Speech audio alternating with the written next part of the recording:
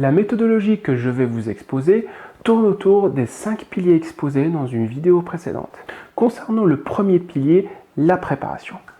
Pour consolider votre position lors d'une négociation en passant par ce pilier, vous devez faire attention et travailler tous les détails de la négociation. Votre image, votre argumentation, votre terrain de jeu, les éléments à utiliser, les contraintes à prendre en compte, votre technique de défense, etc. Tout cela, nous allons le voir de façon détaillée dans les vidéos à venir. Concernant la deuxième partie, ou le deuxième pilier, les informations à disposition. Si vous voulez renforcer votre position lors d'une négociation en passant par ce pilier, vous devez vous arranger pour avoir accès au maximum d'informations utiles à la négociation.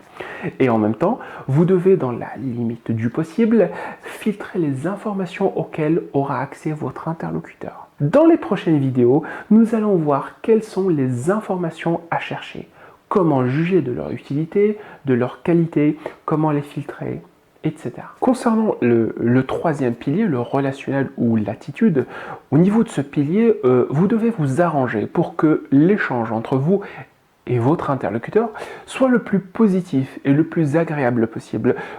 Pour ce faire, nous allons voir dans les prochaines vidéos l'importance, par exemple, d'être capable de vous adapter aux circonstances, de savoir observer votre interlocuteur, la nécessité d'adapter votre discours à son état psycho-émotionnel, savoir jongler avec les tensions et les sensibilités de chacun. Concernant le quatrième pilier, la valeur ajoutée, rappelons que ce que vous proposez dans une négociation n'a de valeur que si votre interlocuteur la lui accorde.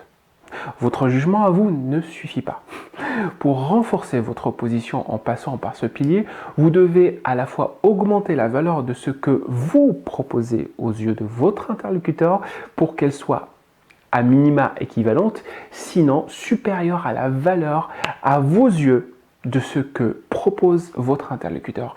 Et nous allons voir dans les prochaines vidéos que pour ce faire, vous pourriez par exemple soit travailler votre argumentation, soit canaliser la concurrence, soit en utilisant d'autres méthodes. Concernant le cinquième pilier, le pouvoir de nuisance, je vais vous exposer de façon détaillée dans plusieurs vidéos à venir avec des exemples, des cas concrets, à la fois la nécessité de mettre en avant votre pouvoir de nuisance, en rappelant par exemple à votre interlocuteur ce qu'il risque de perdre, et en même temps, l'importance de préparer un matelas de secours face à son pouvoir de nuisance à lui, afin d'en limiter les dégâts en cas d'échec.